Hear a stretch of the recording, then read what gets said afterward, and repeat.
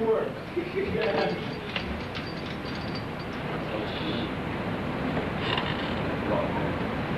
I blame on the Midwest dryness, you know. Yeah, people have been telling me the air is really dry here now.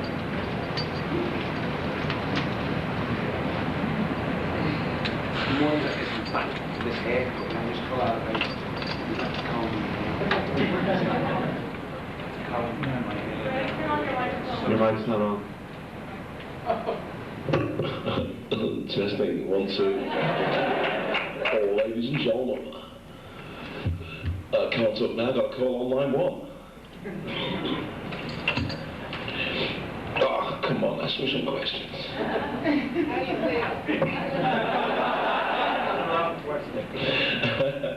I feel good. Some people just don't have the legs, do they?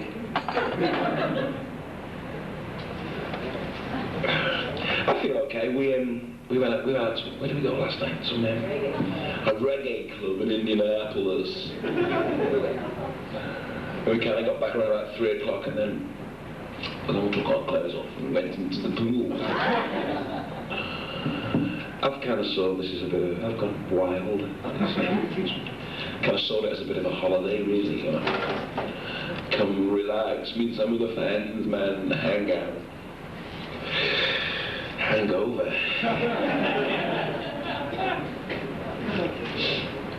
do you think about your first convention? I've had a really good giggle.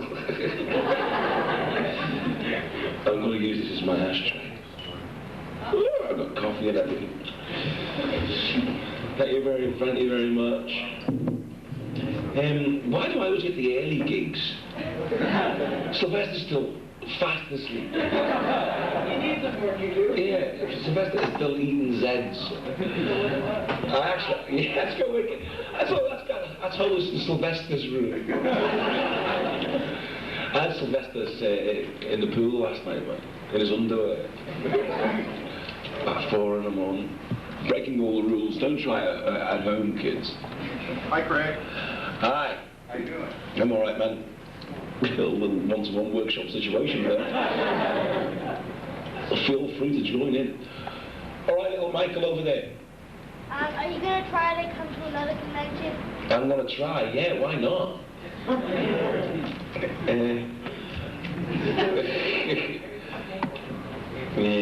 Yeah, of course I am. I've really enjoyed myself.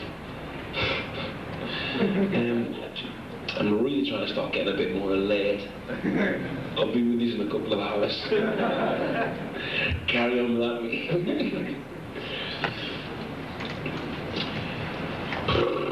So anyway, we went to this reggae club last night. It was really good. It's a live band on, this black band from Indianapolis, and they were really, really good. I even danced. But we got thrown out of there around about 3 o'clock. And then we went to a few bars, and I got ID'd.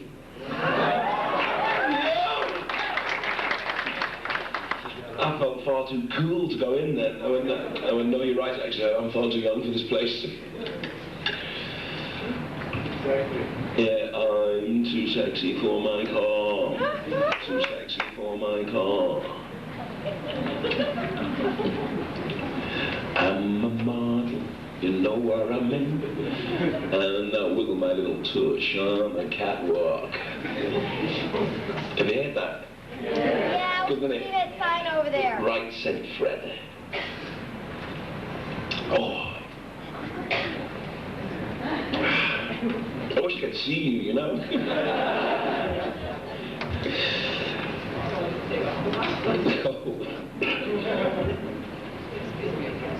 I'm okay, far away. I'm feeling better by the second. We was at the cabaret last night. What are you going to tell the other guys in the camp about the U.S. convention? You swayed them not to come so you get all the gigs? Yeah.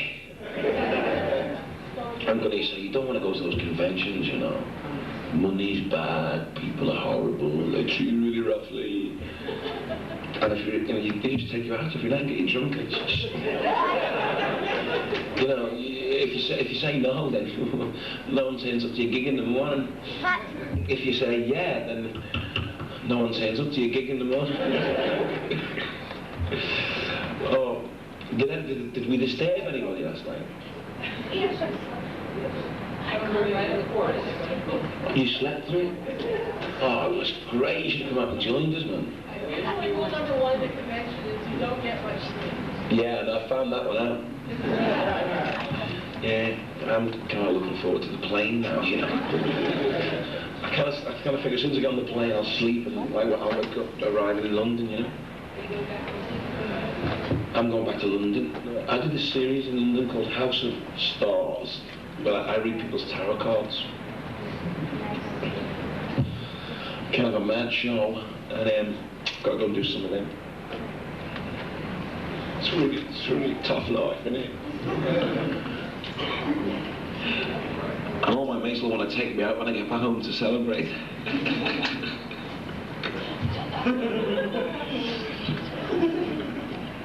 I don't want to get a reputation, you know what I mean?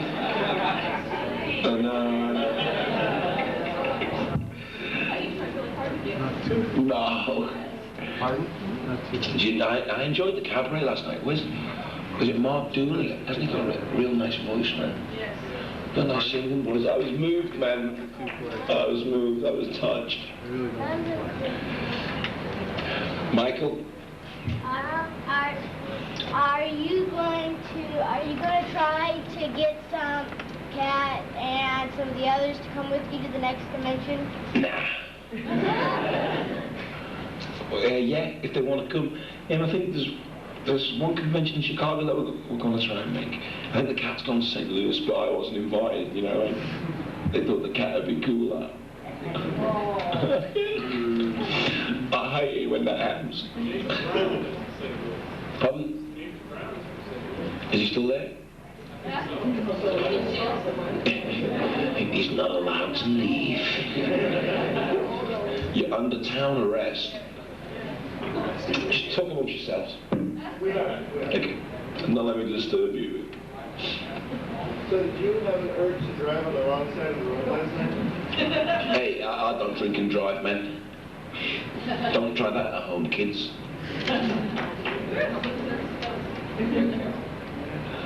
The responsible face of comedy.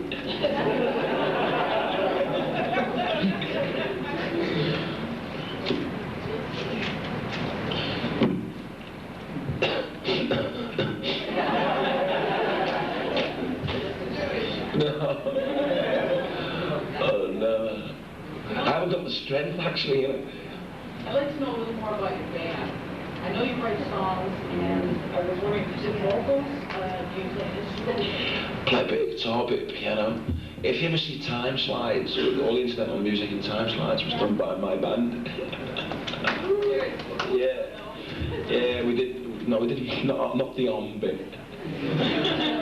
Came kind of easy to us, you know.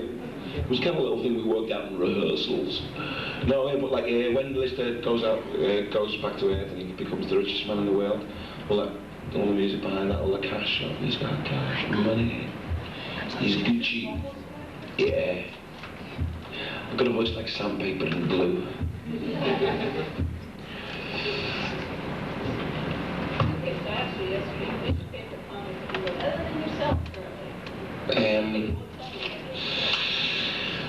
I like Jerry Sadowitz.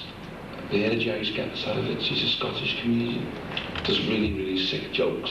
And he's like the alternative backlash to Ben Elton, you know. When Ben Elton was so right on liberal and kind of sickeningly, kind of, you know, okay. Jerry Sadowitz is just like unreasonable. And really sick and nasty. And he does really horrible jokes. I don't want to quote any of them because I'm kind of blue. But I think he's real funny. I think it's refreshing to have that kind of to get the kind of social conscience taken out of comedy again, you know. It got too nice for too long, you know. Everyone was trying to be like, you know, you can't defend women, and you can't defend blacks, and you can't defend social workers, or Belgians. And without Belgians, there'd be no comedy. So like him, a guy called Jack D, who's just started his own series in England. He's good. Just things like, the other day I walked into a lamppost, so I walked out again. And it was dark in there.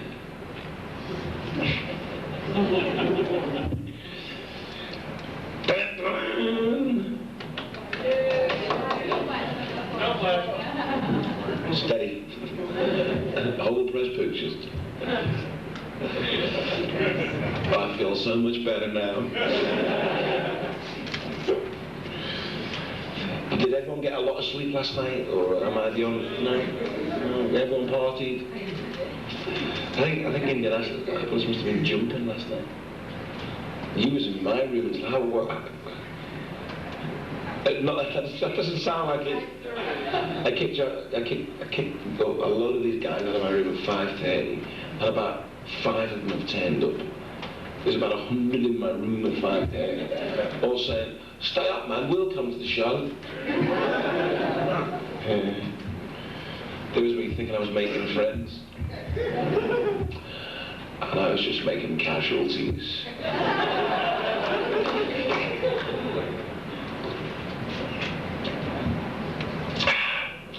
You're not very talkative, you guys. Okay, I got one. All right, go on. Actually, I got two. Wow. Oh. Wow. How did you get started in acting, and how did you get the part of Blizzard? Oh, wow. Sensible ones. And what's your favorite color? Okay. Well, I'll answer that one first, then. I used to do a show called Saturday Night Live, where I do like stand-up comedy and poetry. I write poems. That's what I did before I was doing Red Dwarf. And then where am I? So now I was doing that. I was doing a show called Saturday Night Live, and I was working with a guy called Paul Jackson, who produced that show.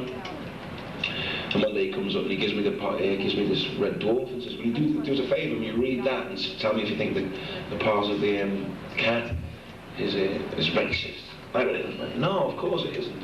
Can I read for the part of Lister?" And he went, "Okay," because they hadn't really thought of me for that. I just walked into the audition and I didn't have to audition. They just looked at me and went, "Oh God, you're Lister." Here's the script, go away and come back in 2 weeks. So the audition was really simple. It was because Lister's only just been sketched in it at that point. So and then the writers stole my personality. It's okay, I've got lots to go around. So that's. But after I got the part of Red Dwarf, they cancelled it because there was a BBC strike. So we had to wait for about 6 months to film it. So in between that time, I kind of went and did my homework on acting, as it were. I did a film called Business as Usual with Glenda Jackson. She's an old cow. Personality bypass. Well, I mean, what do I really feel? Don't hold back, Craig. No, we didn't get on. Oh, innuendo and hyperbole. Because we're too long this early in the morning. So that's kind of it. Does that make much sense? What I did to you?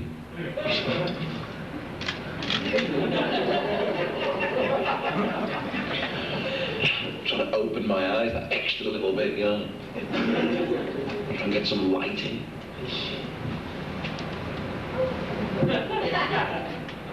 It's very serious looking, isn't it?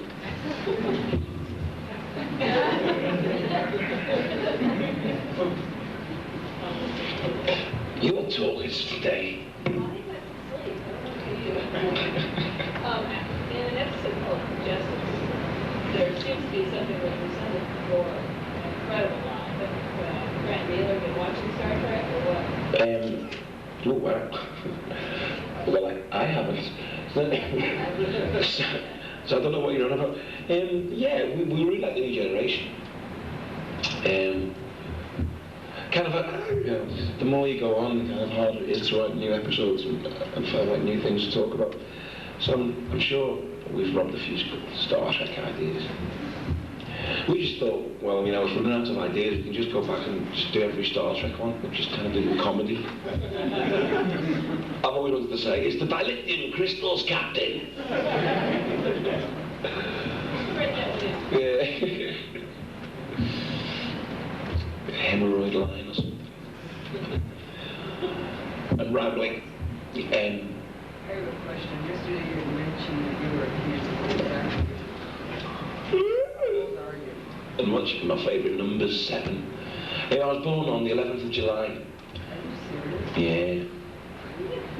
I was born the 11th of July, 1964. So I'm 27. Just a pup, really. Michael. I got 2 questions. Is it really? Hey, we got something in common. We actually got 2 things in common. What's that? First con. Oh, yeah, you're a conversion too? Yeah, we kind of popped our conference cherry together, you know? Were you born in 64 as well? 66. Oh, I'm an old man, girl. Michael.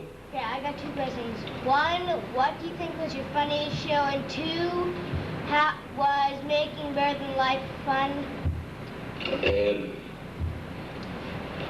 No to both those. No, Making Better Than Life was great. But it was one of the early series, and we were supposed to be in paradise, and really we were on Rill Beach in Wales, and it was kind of freezing.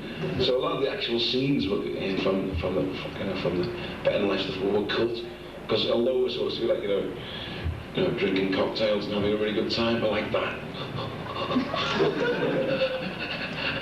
Me and the cat are doing dialogue like, it's nice to be here, isn't it? Here. Pass the blankets, please. So, Making Better Than Life wasn't one of the best episodes to film. Backwards was an interesting episode to film because it was so difficult. It took so long.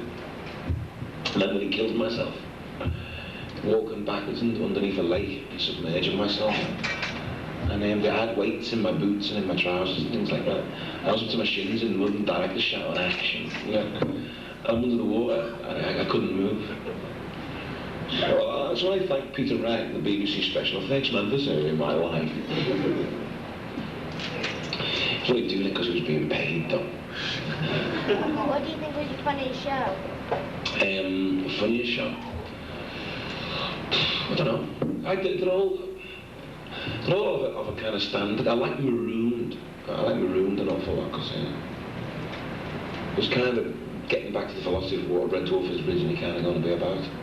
It's like 2 guys stuck together and hate each other and kind of the way they kind of get on when they're forced to be in the same environment as each other. So I enjoyed filming Marooned. I thought that was quite funny. I like time slides. One of my favourite scenes is when the cat's he's eating the chicken Marengo and he goes and knocks the chicken Marengo off the table and catches it again. He goes, too slow, chicken Marengo, too slow for this cat. And then he goes, wow, that chicken's faster than I thought. I used to like the cat a lot earlier on, when he was more catty, you know. First. Well, this is mine. Except that bit. I don't want that bit. But this is mine. Now I think I'm going to take a nap. I've had a busy day. I've made a lot of things mine. I'm rambling. Someone called the doctor. Right here. The doctor's got a hangover, man. Believe me. Yeah. Yeah, go on. Lots of episodes of season 4. Very dark. Very dark. What were those episodes? Yeah. Dimension Jump is where he plays Ace Rimmer, isn't it, as well? I love that episode. That's one of my funniest episodes. I like that one. The one where you develop the wax works on these. That's not Well, see, the thing is, I'd swallowed his light bee. Remember? So his light bee got a little bit corrupted. And it turned a little bit loopy. Because he was horrible, wasn't he? I love the Gandhi. Okay, Gandhi, get on your knees and give me 50 now. I just love that image. I like hearing you actually go down basically by itself and turn the whole page. I know.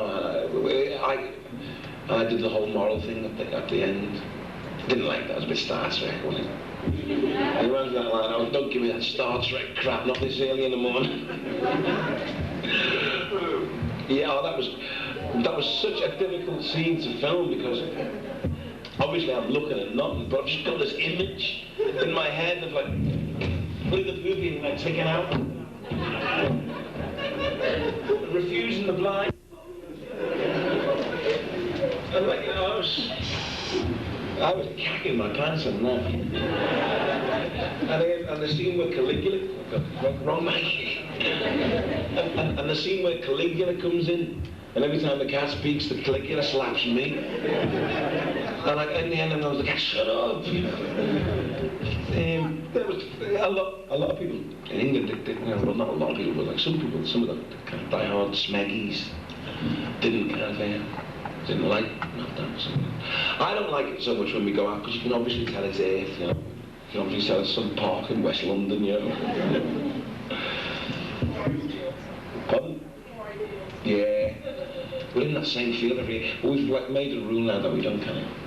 If we land on planets, they kind of always like studios, rather than kind of a park near Shepperton. You don't want to film in quarries? Well, I wouldn't mind, but it's quarries, you can't really film there at night, you know. You've got the landscape without the kind of, the planes flying overhead and the ice cream vans and things. Pretty good. I hit my finger last night. I think, you know, don't you get those cuts when you open it on a can of beer or something? I don't know if you have this problem. But like when you open a can of beer and you slice it a little bit, you get those cuts that sting. I know you've got your problems too, I know. I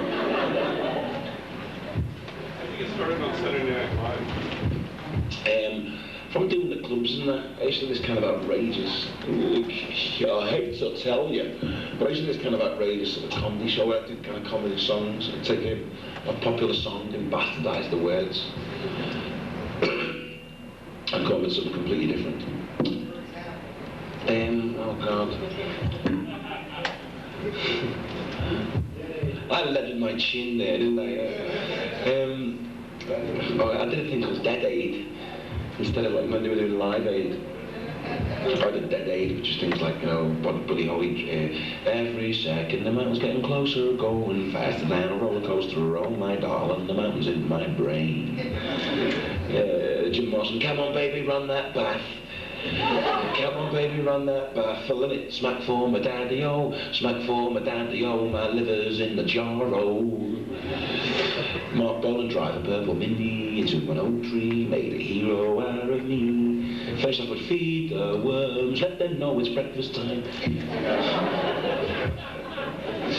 So that kind of sick kind of stuff. And we took the words to The Wanderer and made it into a drinking song.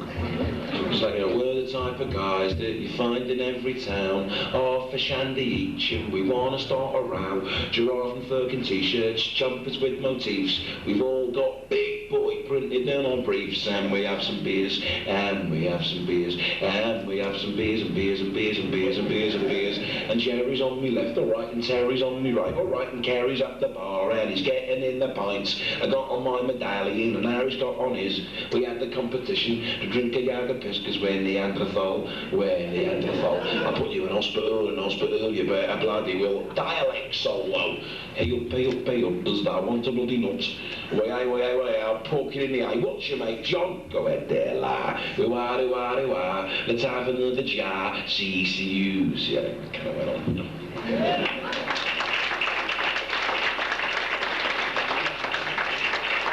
I don't know if you're au fait with some of those English dialects, though. I'm a Liverpudlian, you know. It's like the Beatles when they first brought to America. They took America by storm or something. I was reading a book about the press clippings a few weeks ago, and one of the best ones was like, someone asked Paul McCartney, said to Paul McCartney, so what do you think about people impersonating you wearing Beatle wigs? And he went, they're not impersonating me, mate. I don't wear a Beatle wig. I thought that was cool. How'd you find America? We take left at Greenland.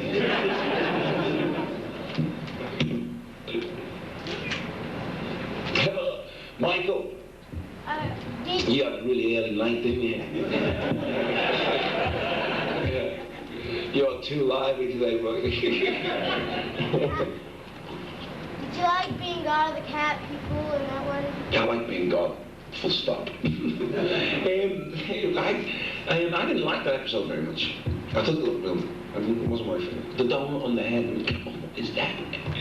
Yeah, the donuts though. I mean, no, I thought it was really sad about the cats, you know, wiping themselves out over the coordinates out of a laundry list, you know. So it was kind of an honor. I've got all those statues that they made for me. You know, they made statues listed the cat god. I've got all those statues in my garden. Oh God, my garden's bizarre, you know. Little bits of set and things like that. You know. Did you ever see the show where the nuclear accident scenes are shot and the big model of Red Dwarf crashes and breaks on the floor? I got someone to piece that back together for me. He hates me now. It took about a year piecing it all back together. But I got the model of the Red Dwarf. I'm rambling again. What? Well, there was a lot of shows, but there are a lot of references to Marilyn Monroe. Is that your idea, the writer's idea? I think it's something England's got to think about it. They've got to think about, like, I thought it was so prevalent, like, you know, in what we do these days, like everyone's into Marilyn Monroe and James Dean and all, it's like 50s stars. And I suppose, you know, Doug Mayer's got something, therefore the cat's got something. I don't think Lister likes it very much. I thought it was funny when he built that Marilyn Monroe droid. It was easy for me to say. I thought that was real funny, that episode.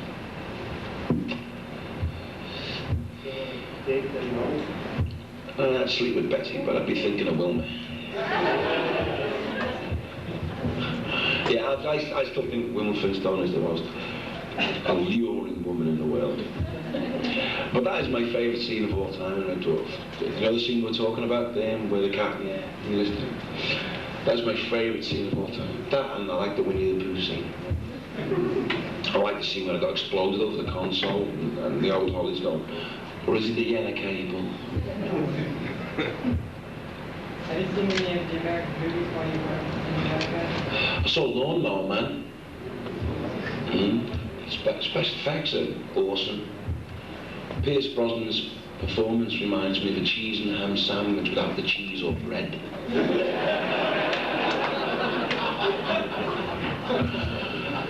But the special effects are brilliant. The film left me with a really peculiar feeling coming out, like as though this is all going to happen, you know. You'll be able to do this quite soon. You'll be able to turn yourself to an electron and fax yourself to your friend in London, you know. It's kind of real. Yeah. But the price of faxes will go up, though, you know. I mean, they'll get us somehow, you know. I've noticed no one's been faxing me a lot lately. Just throw that in. Oh, what? Yo, this guy was up late. If you were in an American film, who would you want to act with? Oh, the Mall. The Mall, yeah. Be great. I like Robert De Niro, I think he's a great actor. I like Robert De Niro, I think he's a great actor. The secret behind being like Robert De Niro is just repeat yourself all the time. Just repeat yourself all the time. I like Robert De Niro, he's a great actor. The secret about being with someone like Robert De Niro is you can't repeat yourself all the time. It's like, who you looking at? You looking at me? You're looking at me? There's nobody else here. So you looking at me? I like him. I like Dustin Hoffman as well. But Dustin Hoffman's becoming like, you're becoming more and more eccentric. It's like you can only play weirdos now, you know. The people like who are different. And he tries to be a kind of just a normal character, kind of. It's not very convincing. I didn't think he was very convincing in that one with Matthew Broderick and Sean Connery. Well, yeah, he just didn't strike me as a gangster, you know. Oh, shut up, Dustin. Hey, it's all forms and pieces up here. But yeah, I like Sean Connery as well. You know, I think he's great. I like that. And Michael Caine, like, because of course Michael Caine's only ever Michael Caine. Right, I'll bite your bloody leg. It's great, you know, the amount of accolades that man's won, and all he ever is he just goes and beats Michael Caine. You know? Sometimes he's Michael Caine with a beard, though.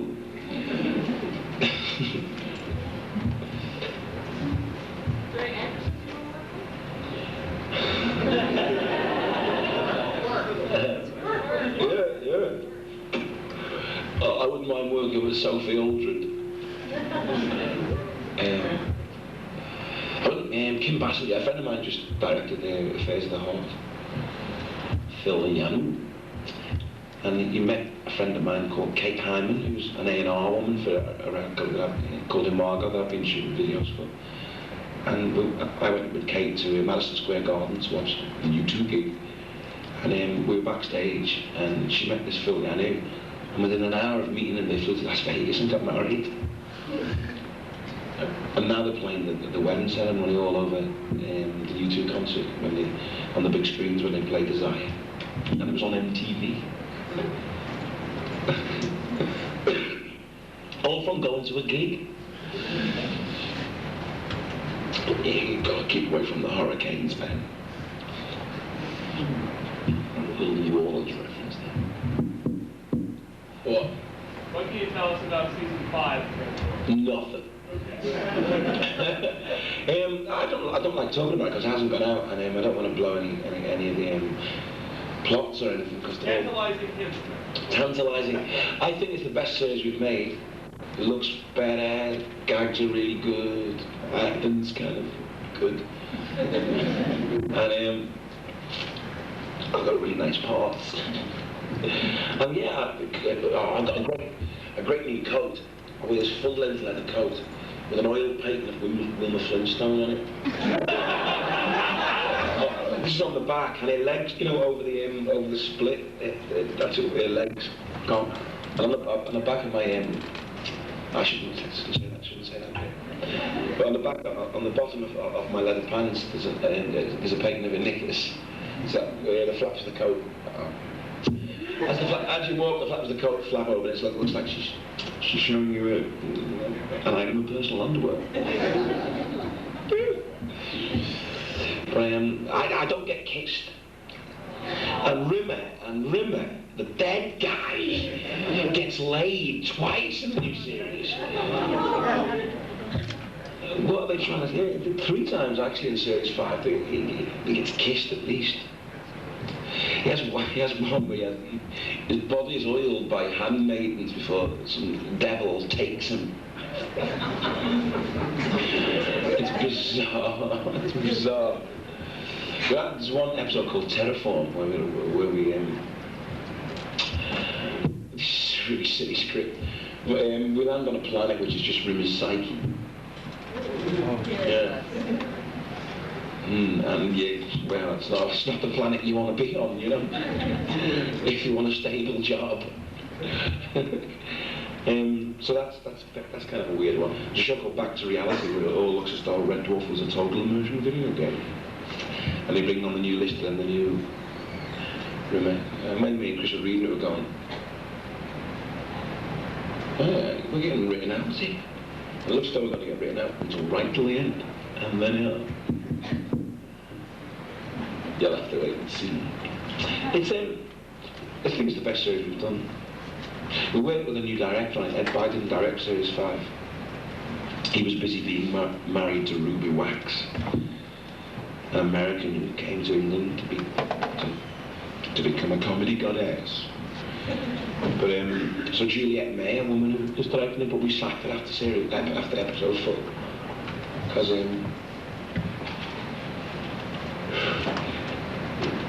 because she just wasn't really getting it together. And we overran, spent loads more money on it because loads of the shots were missing. And you look back at the edit, it was like, there was no way of getting from that scene to that scene. So did she go? Was she pushed? She was pushed. But and then Rob Grant directed it, which was really good because he wrote it, so cut out the middleman.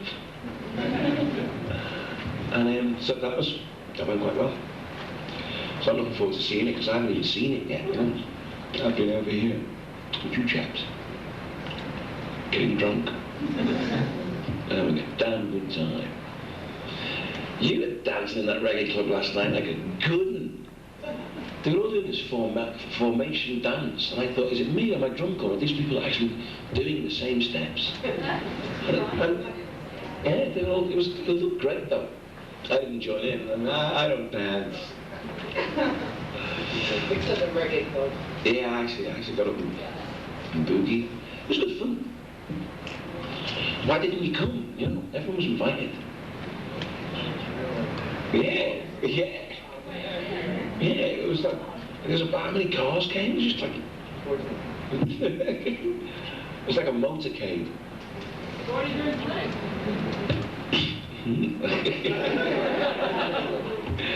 Maybe some suggestions, maybe. I don't know. I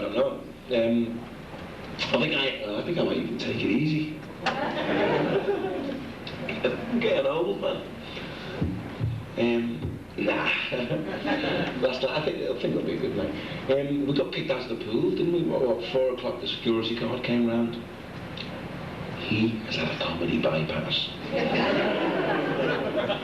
It's required for the job. I know, yeah, the man, I mean, he had no sense of humour. You know? Okay, we've all got, like, alcohol poisoning.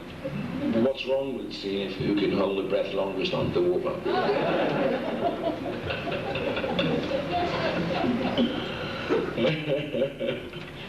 So we got kicked out and then all went, so I'm wearing the same trousers, I actually just wet myself because I just got out of the pool and put this trousers.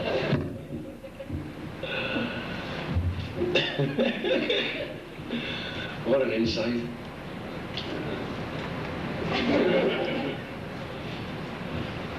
This is fun. Do you have any idea when the 6th season of Red Dwarf is going to go into production? No. It's commissioned and they booked the space. And I think it's November. It might be like November, December. This year? Yeah. So, because like the series 5 is gonna now, and then they're gonna go do something and go right back to the beginning of Red Dwarf and show it all the way through on BBC Two. So we'll pick up another couple of million views because a lot of people thought at first if you missed the first episode of Red Dwarf, then it didn't make much sense. So they're gonna show the whole thing again from start to finish.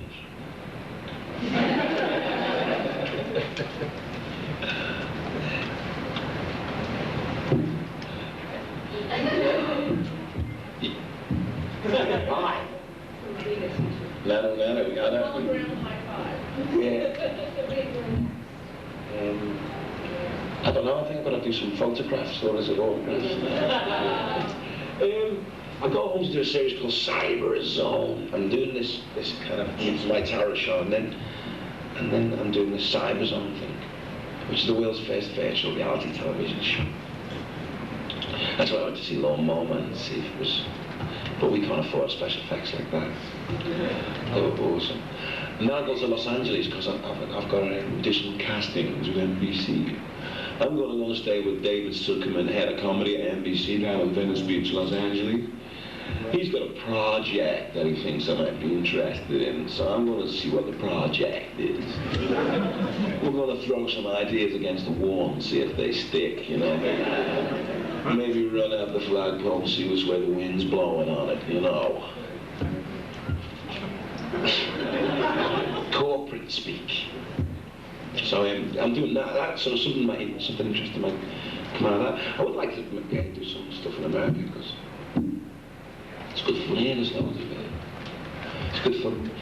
And should we read the stuff for the next generation? That'd be funny, wouldn't it? I actually wanted the Red Dwarf to do a script. Do you remember in Dynasty when Emma Samms was picked up by a spaceship? We wanted to get on and make it. We wanted to get into an episode of Red Dwarf and make out that the spaceship was Red Dwarf. And Emma Samms suddenly showed up. And everyone was on the pool, you know. But the guys went, no. Well, I thought it would have been a good idea. Yeah, but I wouldn't mind using some of the next generation sets. How much money do they get to make it? They must get a lot of money. I like the guy, the Klingon. That makeup is like, but he's so intense, isn't he? I mean, haven't Klingons got a life? Get a life, guy. Loosen up, you know, whine. Have a hurricane. It's so tight, man. And the captain's, he's a bit of a hammy old English actor, isn't he? But, you know, everything's right, you know. He wants to unwind a bit, man. And what's the personality? I mean, like, you know, you're supposed to develop characters. You know, the character grows in the television show. What is the character of the guy with the lady's hair clipped round his head? Pardon? Yeah, what is his character? He just reads the lines, takes the money and runs, doesn't he? There's no thought into anything. I mean, it's just, he just has no personality. He has lines, a hair clip over his eyes, and we're supposed to be convinced. No, thank you. I like the explanation because they didn't try and copy Star Trek at all. They just went and created something completely different. You know? And I like it a lot. It's continuing mission.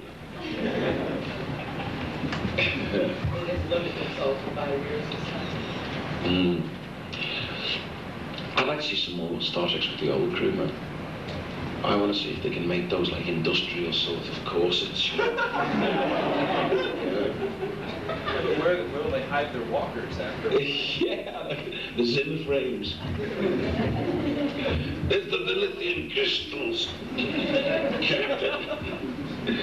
Bones has not aged well, has he? What, have you been to Star Trek conventions and that? Which of the characters have you met? Who comes to conventions most? I've seen Michael Moore, Beverly Crusher, George Takei was in Milwaukee this weekend. Which ones were those? Dwarf is Michael Doran. Yeah. Certus is Councillor Troy. Ah. Chris Barry.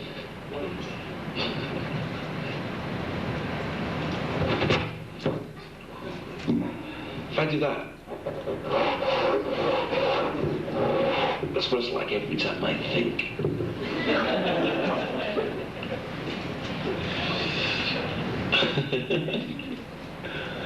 It's not like I'm unprofessional or nothing, you know. I just came here, I thought I'll just be myself and have a relaxing session.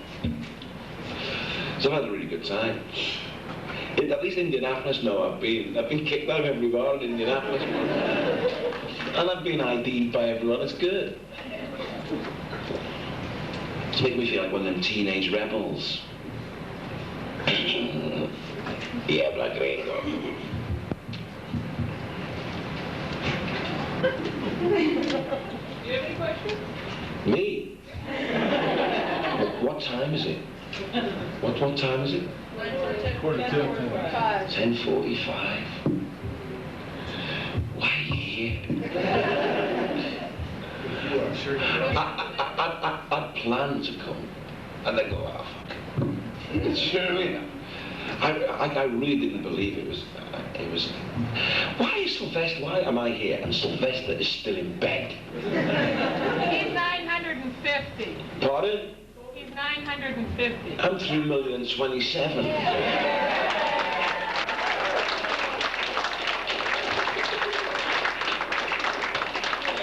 But then again, I use all of you, lady. Yeah. I used to play football with Tranmere Rovers. They're a second division team now. They used to be in the 4th division. Oh, back in 80, when I was 16, so breaking out. I was alright, I played good football. Soccer we're talking, guys, soccer here. What did you play? Midfield. Just in front of the midfield and just behind the attack in the kind of pocket there, you know. Kind of making things happen around the box. It's a game of 2 halves, man. Played over 90 minutes, right? And, you know, the bite. I used to do real well. I used to play a lot. But I broke my shin one time. Yeah, it's not a good bone to break.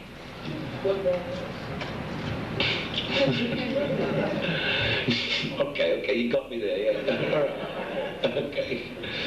But, yeah, I still play a lot of soccer.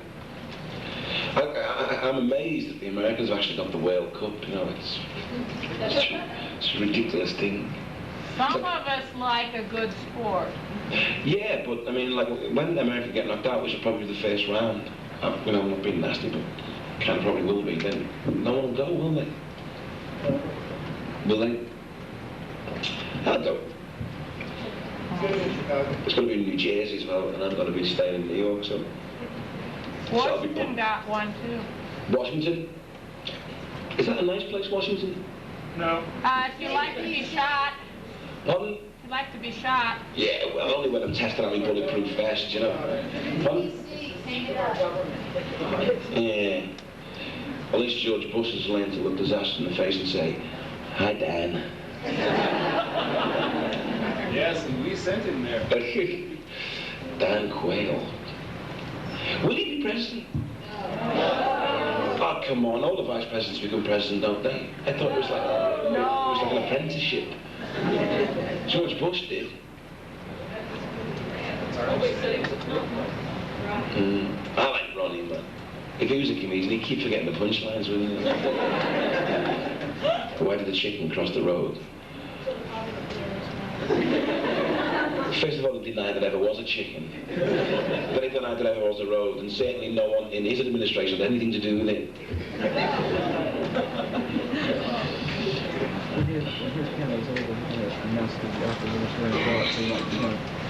Yes. Did you ever do any shots of Yukon Jack?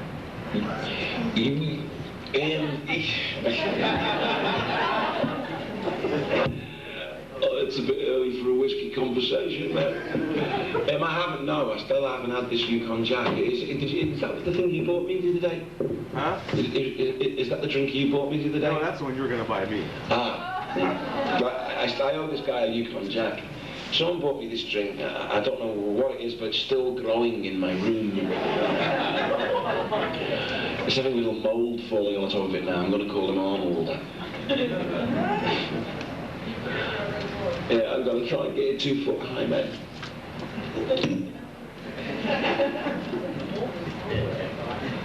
Yeah, the mold, yeah.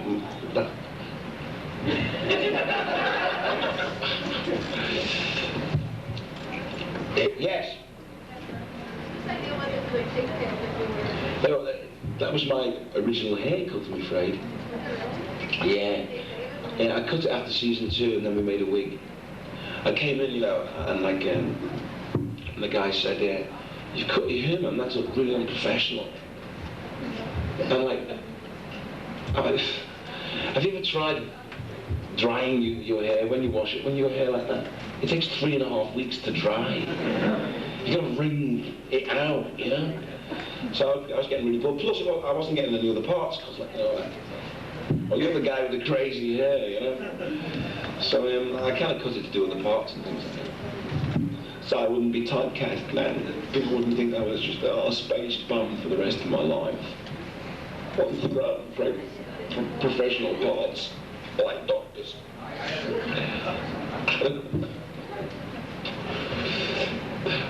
Yes.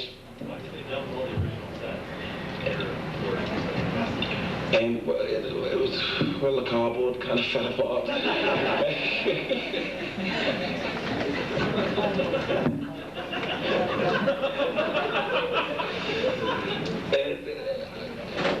Why do you think we dumped them? I don't know, because they weren't the right kind of grey. We were looking for military grey, and these were obviously ocean grey.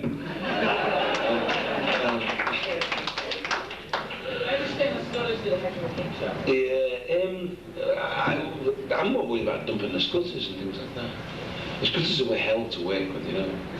You can never predict what a scene was going to be like with a scooter in it, so you'd never rehearsed it, you know, because the scooter, at the last minute, used to have a technical breakdown, go completely off its head and start, you know, hacking the set to pieces or something like that.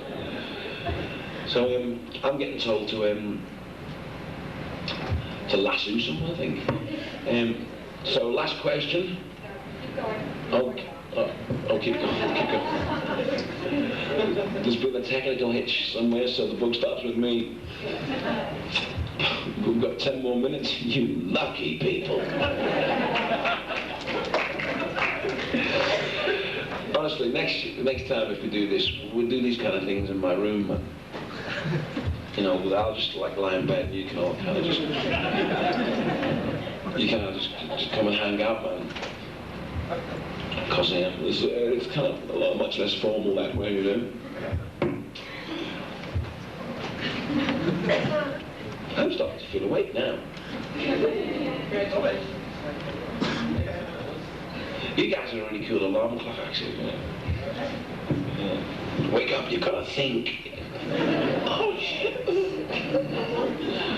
Oh, I wish I hadn't left my brain in the fridge.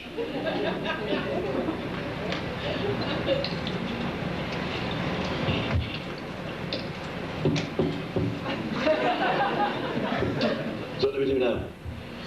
Has everyone got a cigarette? I thought you were going me, I'm going... What television shows do you watch? Are you kind of familiar with English television? I don't kind of... I watch Roseanne and Cheers of the American comedies. I think they're both well-written, classy shows. But a lot of American comedies kind of seem to be scared of taking risks, you know.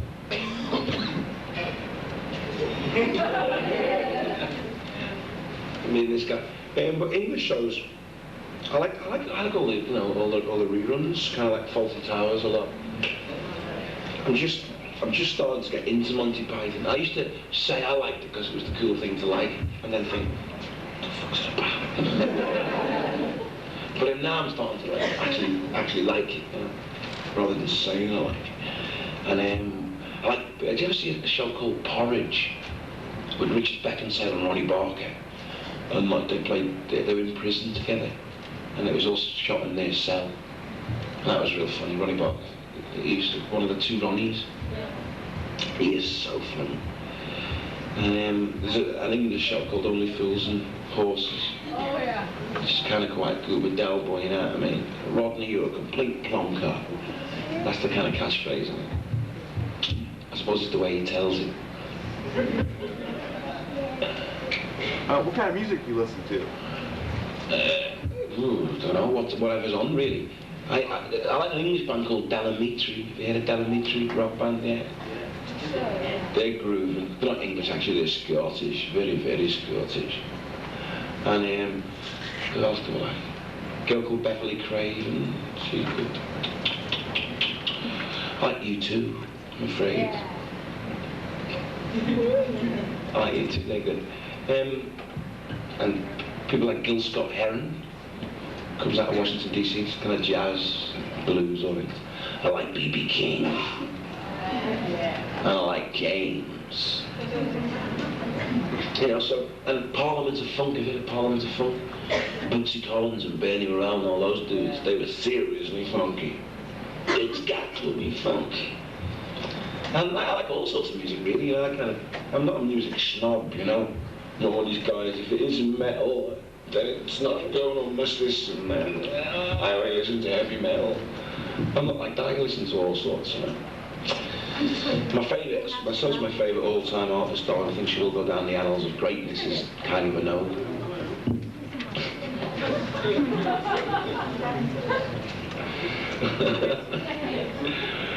Kylie was born for greatness.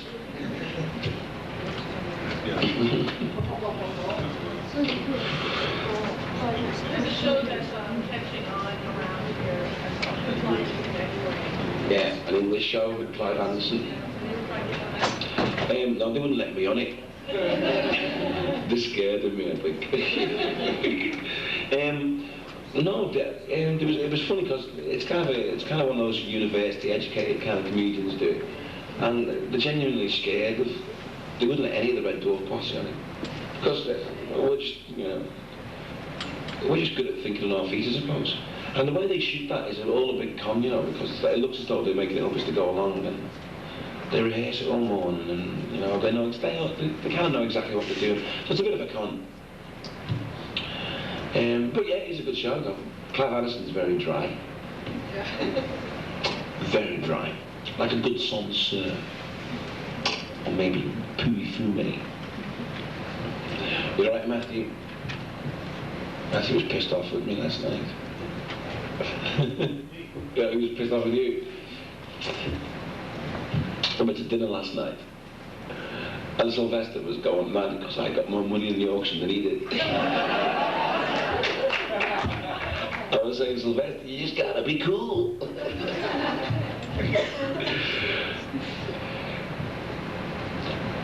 I have a question about Hollywood development. I seem to be canceled for what happened to your pregnancy? This is a question all people ask. Well, I gave birth through cesarean section. Just in the photo. Because they were from a parallel universe, they had an accelerated growth rate. This is the story, okay? They had an accelerated growth rate, so by the time they were about 2 hours old, they were 18. We had to get them back to the parallel universe, otherwise they would have been dead by the end of the show, kind of thing. So I gave birth to twins, Jim and Bexley, made after the zero gravity football captain. Zero gravity football, if you want to make a movie, that'd be great to film. It's like a three-dimensional football, like in zero gravity. I want to be roof attack. Right down it. Go. So we had to get them back to the ship, so they had to come. Well, I mean, we had to do something because we couldn't have had 2 kids on board, you know. They wouldn't stop crying. They wouldn't. You know, they were all great at the start, you know, they were, and they were laughing and giggling, but as soon as the director of an action, they go, these kids could, and one of them actually did it in my hand, because I was like, I said, you'll never work again, not in this town. How much money did you make for the auction?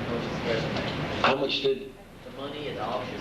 I was auctioned off for it. I don't know, for a regrettable sum, I think, of $150. I hate to tell you. I think the doctor got 110, I think. Well, you can't. So I won that. You can't beat the competitive edge. It was good fun, and we had kind of a nice dinner. And then we rocked. I like that rock word. They all use it in New York, all the New York musicians have been knocking around. Michael, your 16th question. Yes, you can go to the toilet. Go on. Your answer a couple of minutes ago doesn't exactly make sense. It said, and Future Echoes, Yeah. Rimmer said that they looked like about in the 20s. Pardon? In Future Echoes, Rimmer said that looked like he was in the 20s. Yeah. All right, then did you believe Rimmer or me, man? I get your point, yeah, and I don't know the actual numbers right down to the half hour, but I think you got the point. We kind of had to get them off the planet before they off the ship before they died. That'll never happen to you, Michael.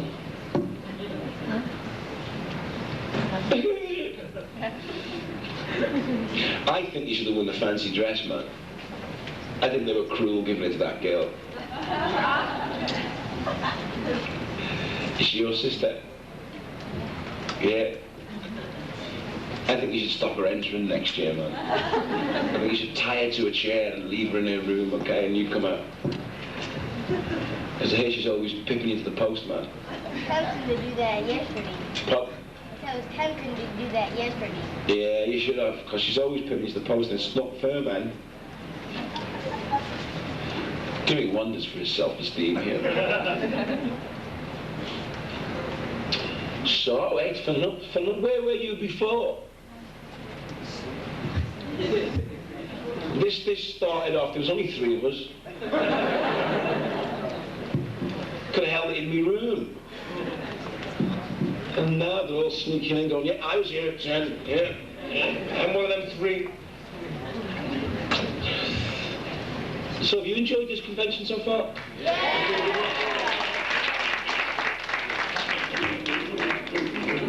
I like that. I've never seen that before, but that's real funny. I've never seen it. I'm going to be going home doing that. And all the audience will be going...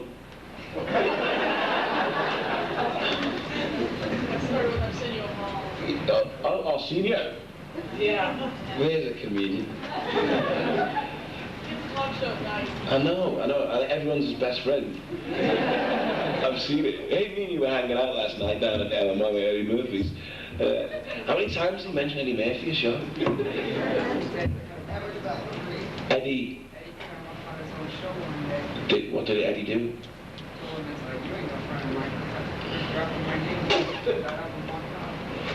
Really? A little bit of confrontational theatre there. Got a little bit of confrontational theatre. I'm going to do this show in England called Him Indoors, which is kind of my own show. And I want to do pro-celebrity boxing on it. So, you know, get a professional boxer and the celebrity that you most love to hate, get him in the ring and watch him pummeled. I think it's going to really catch on. Pro-celebrity boxing.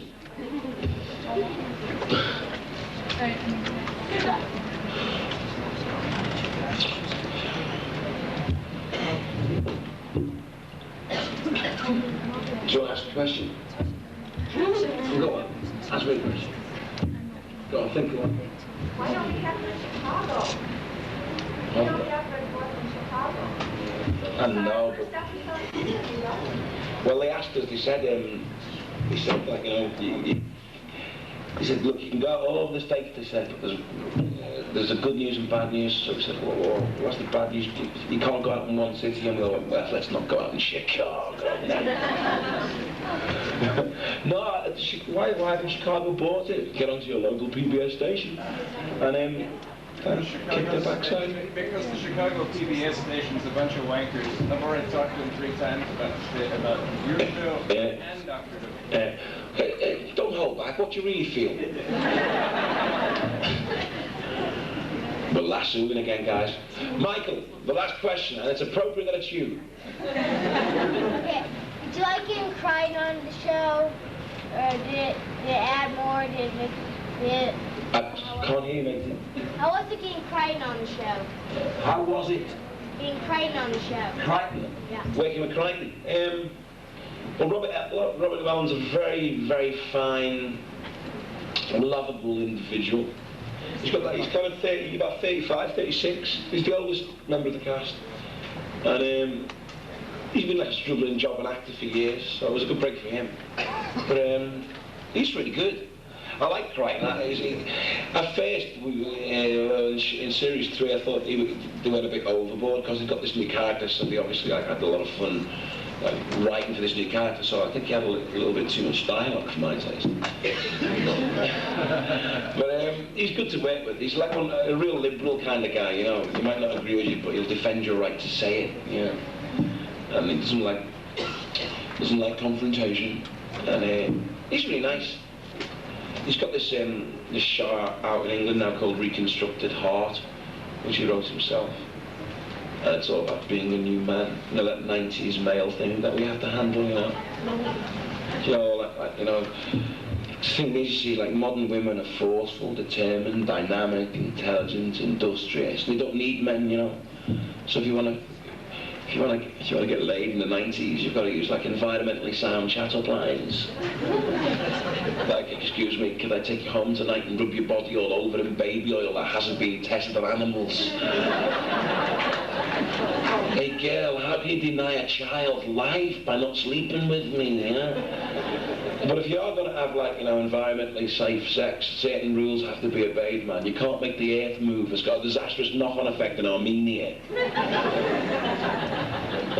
We're out of here. Bye-bye.